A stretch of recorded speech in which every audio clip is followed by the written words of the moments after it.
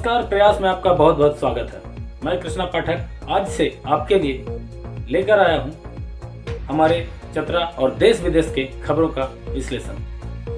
और आज के हम पहले एपिसोड में विश्लेषण करेंगे इतिहास के उस क्रूरतम दिन का जब एक ही दिन में एक ही कब्र में 150 क्रांतिकारियों की लाशों को दफना दिया गया था। वो जंग जो आज़ादी के दीवानों ने अगर जीत ली होती तो शायद बिहार पर अंग्रेजों का कब्जा ही समाप्त हो जाता, लेकिन इतिहास ने चतरा के साथ हमेशा से नाइंसाफी ही की है। झारखंड का एक ऐसा जिला जो आज ही कमोबेश वैसा ही है जो आज से 165 साल पहले था। वर्ष 1857 की सबसे बड़ी जंगों में से एक बैटल ऑफ चतरा की कहानी आज तक सिर्फ लोगों की जुबानी ही चलती चली आ रही है। खून से सने इतिहास के पीले पन्नों को खंगालने की कोशिश ना के बराबर ही की गई।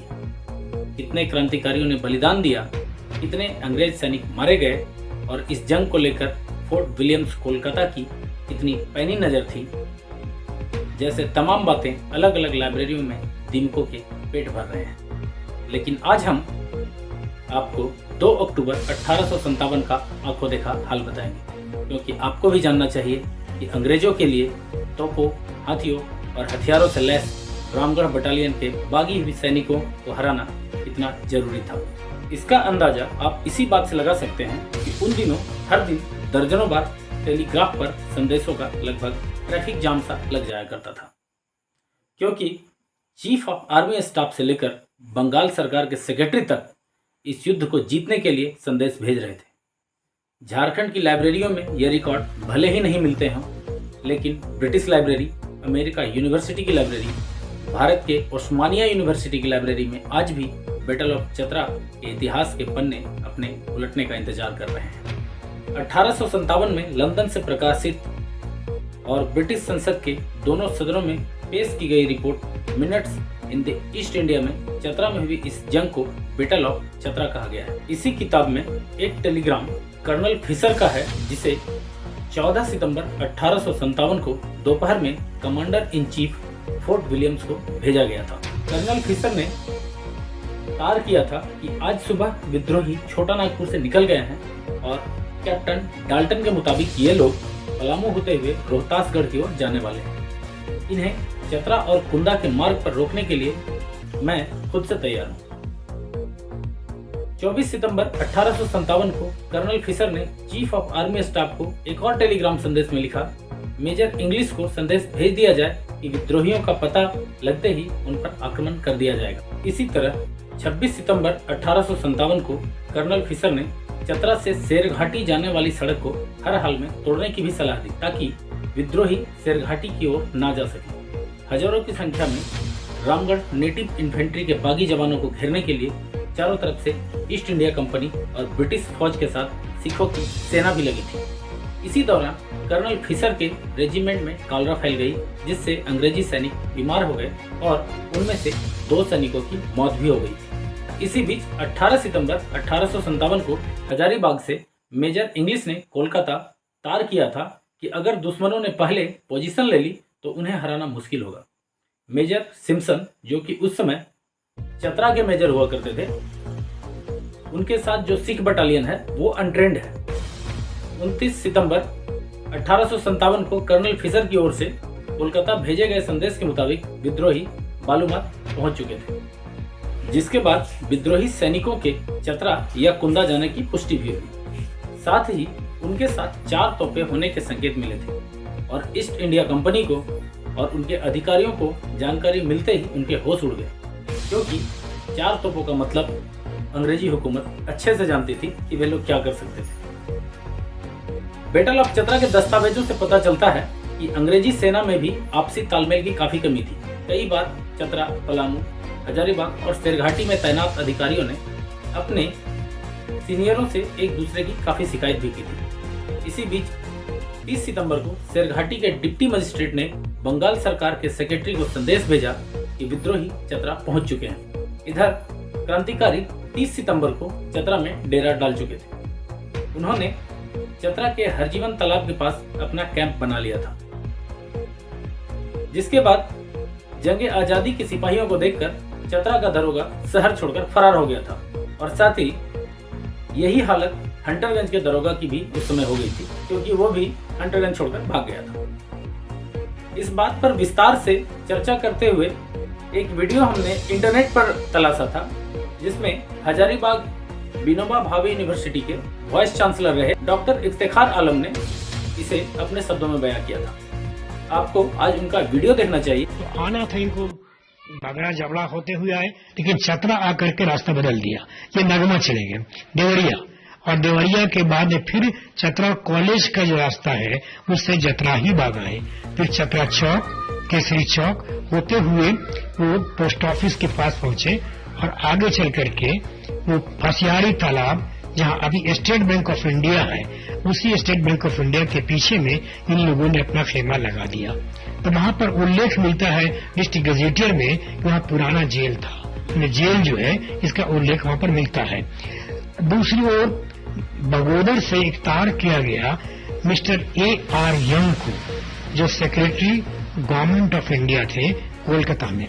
तो कोलकाता में उनको बेतार का तार किया गया और उससे कहा गया कि बागी सेना, जो क्रांतिकारी सेना है, वो कूच कर चुकी है और खोर सिंह से मिलने के लिए जा रही है, इससे फौज भेजी जाए सहायता के लिए। और वो उसी में स्थित हुआ तालाब है, तो हरजीवन तालाब कहलाता है। मंगल तालाब भी इसको कहते हैं, कि जो कि जयमंगल पांडे की जो फांसी हुई है वो इसी तालाब के पास में हुई थी, और करीब 300 लोग जो है वो मारे गए थे इसमें। 150 आदमी को 2 अक्टूबर को ही फांसी दी गई थी, और जिसमें 77 आदमी को वहीं पर तालाब के पास में ही एक गड्ढे में दफन कर दिया गया था। कुछ तो यहाँ तक कहते हैं कि मंगल पांडे और जयमंगल पांडे बिल्कुल एक ही हैं, लेकिन यहाँ मैं आपको पहले बता दूं कि मंगल पांडे यूपी के थे और जयमंगल पांडे झारखंड के हजारीबाग जिले के खीरगांव के रहने वाले थे। बैटल ऑफ चतरा का सबसे महत्वपूर्ण दस्तावेज है इंडियन हिस्टोरिकल रिकॉर्ड कमीशन की 10वीं बैठक की प्रोसीडिंग 1927 में रंगून में हुई थी। इस बैठक में प्रोफेसर जे सामदार ने बहुत ही अहम जानकारियां दी। उन्होंने अपने लेख टू फॉरगेटन इम्यूनिटी हीरोज में इस जंग के महत्व को बहुत विस्तार से पेश किया है। 4 अक्टूबर को सुबह 9:15 बजे मेजर इंग्लिश ने कोलकाता संदेश दिया कि हमें बहुत नुकसान हुआ है, हालांकि हमने विद्रोही सैनिकों के हथियारों पर कब्जा कर लिया है। इसका मतलब यह होता है कि इस बीच अंग्रेजी सैनिकों और विद्रोहियों में युद्ध हो गई थी, और विद्रोहियों में से कुछ शहीद हो गए थे और कुछ को पकड़ लिया गया था। उन्होंने आगे बताया था कि विद्रोही सैनिकों के हथियारों पर कब्जा तो कर ही लिया गया है, साथ ही 10 हाथी भी उन्होंने कब्जा कर लिया था। उसने अपने सीनियर को बताया कि उसके 53वें हर मैजेस्टी के 36 जवान मारे गए।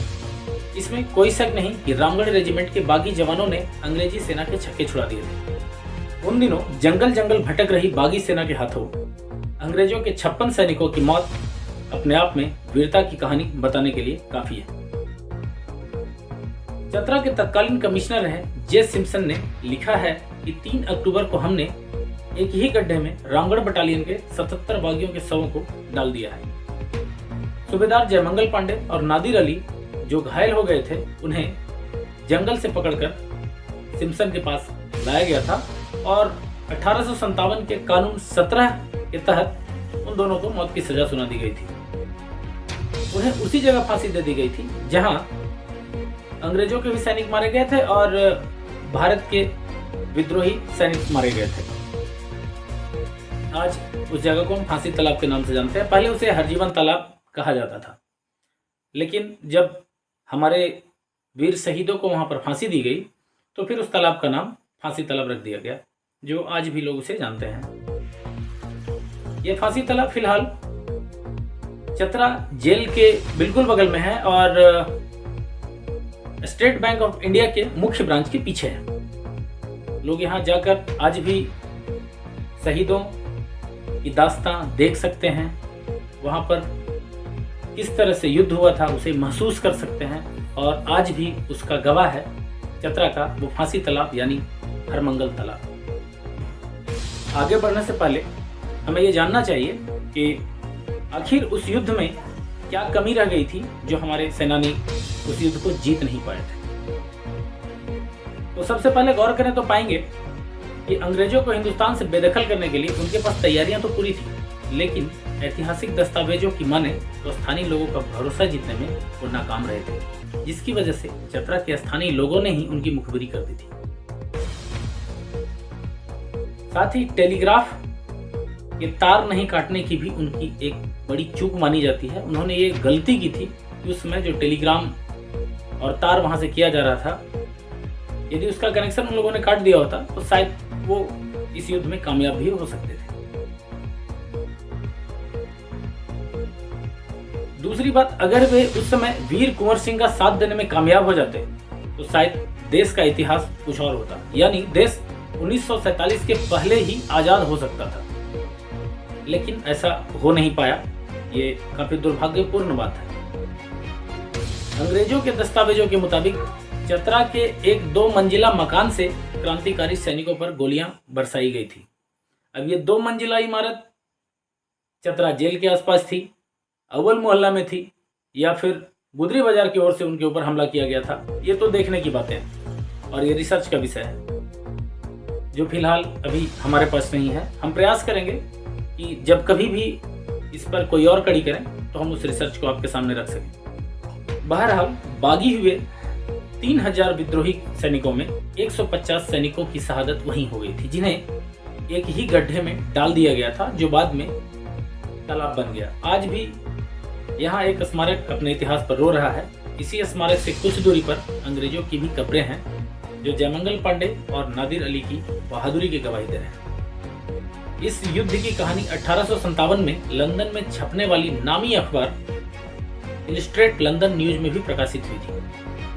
चतरा के लोगों ने भले ही इस युद्ध के लिखित दस्तावेजों को खोजने की जहमत नहीं उठाई हो, लेकिन जयमंगल पांडे और नादिर अली स्थानीय लोकगीतों में हमेशा के लिए अमर हो गए, क्योंकि आज भी चतरा की पुरानी पीढ़ी कभी कभी एक लोकगीत गुनगुनाती है, जयमंगल पांडे और नादिर अली दोनों सूबेदार रे, दोनों मिलकर फांसी चढ़े, हर जीवन तालाब रे। और ये गीत चतरा के लिए वो कहानी है जो अपने आप में चतरा की वीरता और चतरा की शहादत को बयां करता है।